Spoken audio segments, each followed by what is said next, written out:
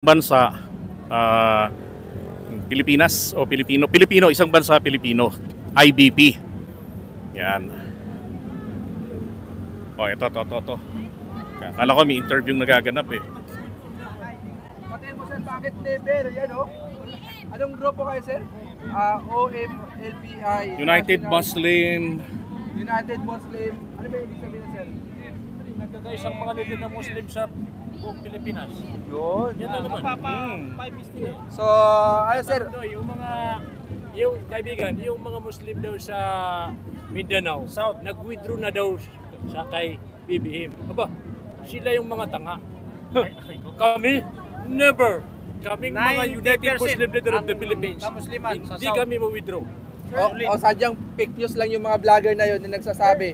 Ako magaling din ako mag-vlogger. Oo. Fake yun. Sir, pwedeng magtanong, Ano ba yun? bakit po hindi kayo sumama sa kanila? Ano po ang pinaglalaban natin na hindi po kayo sumama sa mga sinasabi niyong mga tanga na umalis na po sila sa ano o Umaklas sa yung suporta. yung suporta nila sa ating Pangulo?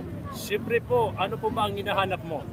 Nandito na tayo sa, ano ba yung bagong Pilipinas. O ano bang hinihintay natin? Nandito na yung mga leaders na may malaking pinag-aralan. Nakita na natin ang Pilipinas, umasinso. Huwag nating pakinggan yung mga sinasabi nila. Yung bato nila kay BBM na yung 20 pesos na rice, bakit hindi natupad? Natural, nagkaroon po tayo ng disaster. Isang ba kukunin ng 20 pesos? Walang nagawa ang presidente kasi lahat ng palay sa buong Pilipinas ay nasira.